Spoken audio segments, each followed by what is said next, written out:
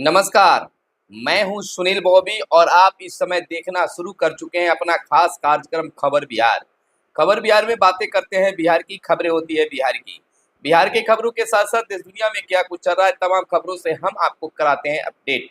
बिहार में शिक्षा, रोजगार से लेकर राजनीतिक तक क्या कुछ चल रहा है, तमाम खबरों से हम आपको कराते हैं अपडेट।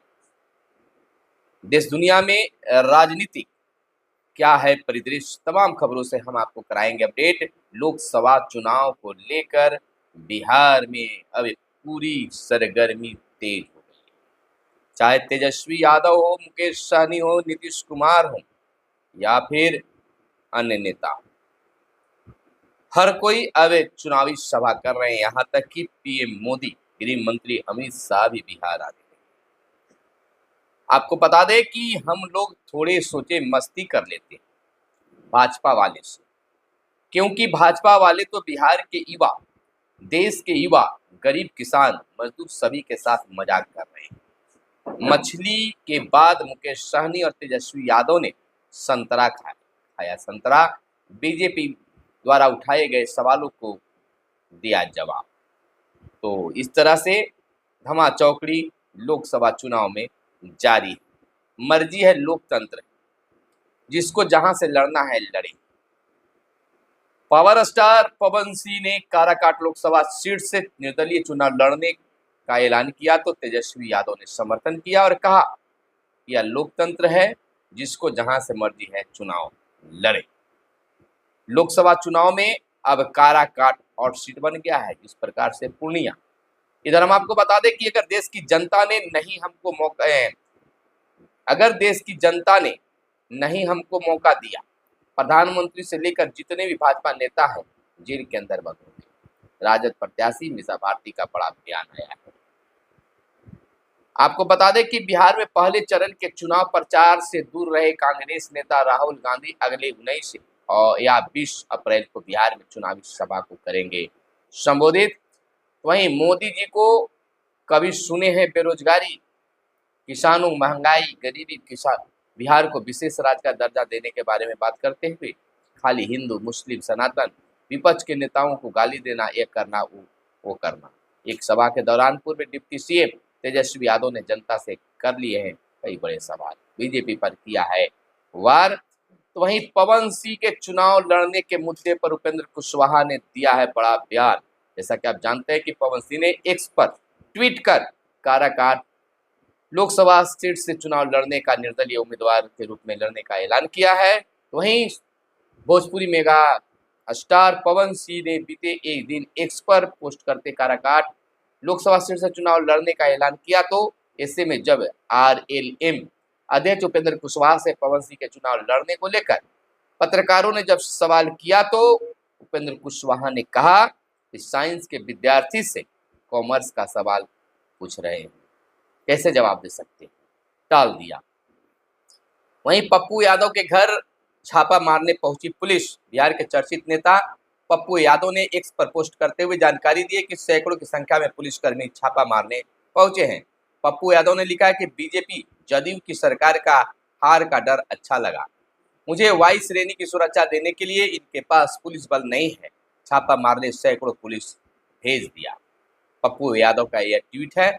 वहीं आपको बता दें कि भोजपुरी अभिनेता पवन सिंह काराकाट से चुनाव लड़ेंगे।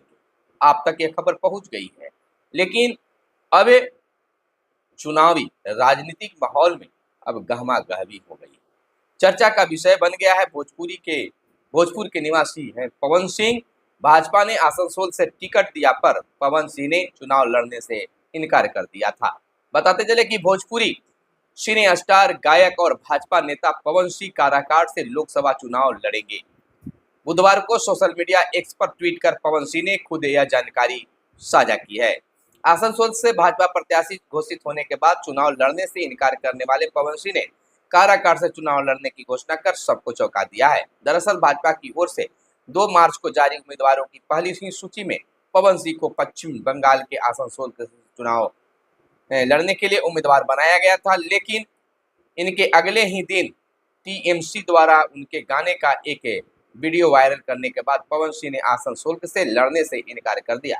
बुधवार को भाजपा की ओर से जारी उम्मीदवारों की सूची में आसनसोल से एस आहलुवालिया को उम्मीदवार बनाने की घोषणा की गई। इसके कुछ ही देर बाद पवन सिंह ने काराकाट से चुनाव लड़ने की घोषणा कर दी। पवन सिंह बलिया से भी भाजपा के टिकट पर लड़ना चाहते थे चुनाव, लेकिन पार्टी ने वहां से चंद्रशेखर के पुत्र और नीरज शेखर को उम्मीदवार बनाया है। अपने ट्वीट में पवन सिंह ने कहा, माता गुरुतरा भूमेरु अर्थात माता इस भूमि से कहीं अधिक भारी होती है। मैंने अपनी मां से वादा किया था कि मैं इस बार चुनाव लड़ूंगा। हालांकि भोजपुर निवासी पवन सिंह ने यह स्पष्ट नहीं किया है कि वह किसी दल से लड़ेंगे या निर्दलीय। यह बहुत बड़ी बात हो गई है। इधर बता दें कि बिहार के स्कूलों में पुस्तक उपलब्धता की अब जांच होगी। शिक्षा विभाग ने एक टीम बनाई है और उसमें पुस्तकों की सरकारी विद्यालयों में पुस्तकें गई तो कितनी गई, विद्यालय में कितने पुस्तक बटे और कितने पुस्तक बचे हुए हैं, इसकी जांच टीम के द्वारा किया जा रहा है। यह शिक्षा विभाग के द्वारा आदेश भी तैयार किया गया है और हर जगह हर जिले के लिए अलग अलग पदाधिकारी नियुक्त किए गए हैं। वहीं आपको बता दें कि मिशन दज की कक्षाएं सुबह 8 बजे से चलेगी, यानी कि इस बार की गर्मी की छुट्टी शिक्षकों के लिए नहीं होगी, कुछ छात्रों के लिए होगी और कुछ छात्रों की पढ़ाई भी होगी। और जो बच्चे तीसरे से 8वीं क्लास में मिशन दज में पहले से शामिल है उनको पढ़ाया जाएगा और पढ़ाने के साथ साथ उन्हें 10 बजे के बाद मध्याह्न भोजन भी दिया जाएगा।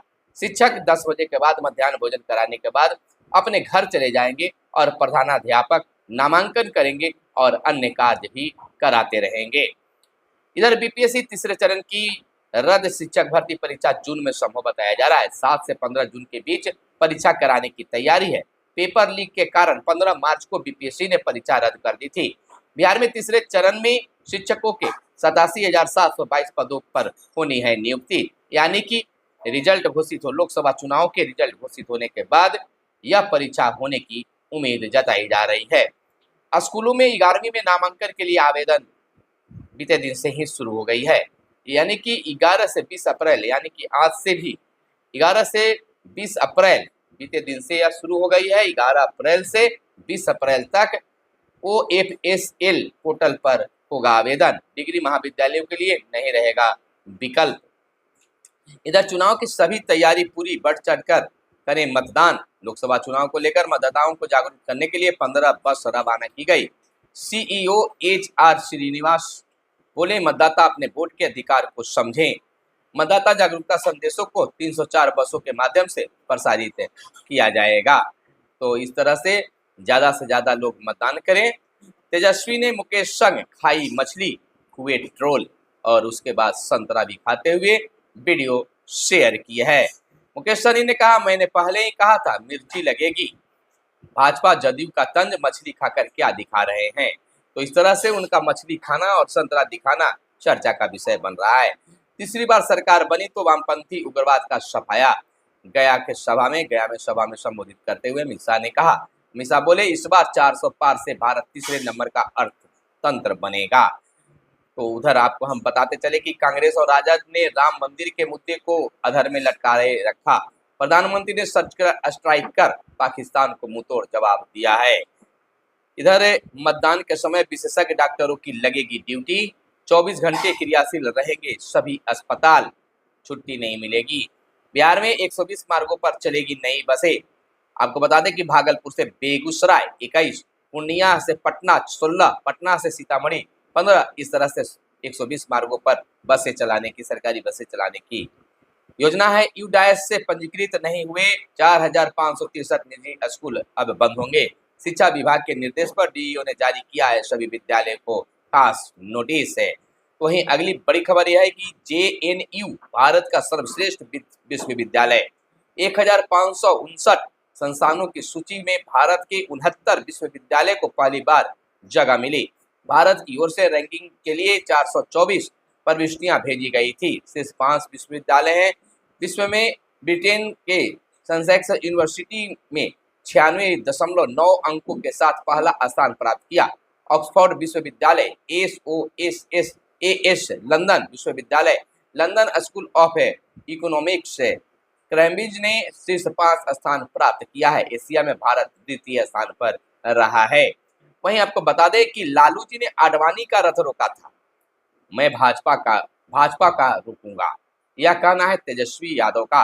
रफीगंज में औरंगाबाद के रफीगंज में सभा को संबोधित करते हुए बोले पूर्व उप मुख्यमंत्री तेजस्वी यादव।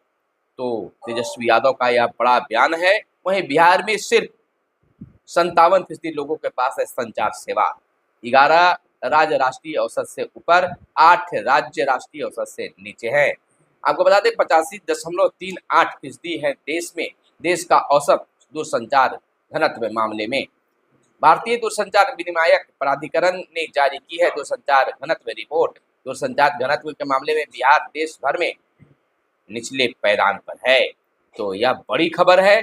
आगे की बात बता दें कि बीपीएससी नियोजित शिक्षकों को परीक्षा देना है। इसके लिए प्रधान शिक्षक और प्रधानाध्यापक के परीक्षा को लेकर फिलहाल कोई डेट जारी नहीं किया गया है, लेकिन यह अनुमान लगाई जा रही है कि 15 जून के बाद 15 जून से 25 जून के बीच कभी भी प्रधान शिक्षक प्रधानाध्यापक की जो शिक्षक की परीक्षा है बीपीएससी के द्वारा वह ली जा सकती है। इसमें प्रधान शिक्षक के लिए कुल 1,21,000 आवेदन प्राप्त हुए हैं और प्रधानाध्यापक के लिए लगभग 22,000 आवेदन प्राप्त हुए हैं। तो बस यह उम्मीदों के साथ आप इंतजार कीजिए। और आज की खबर में बस इतना ही। आप इस वीडियो को किस जिले से देख रहे हैं जरूर बताइएगा।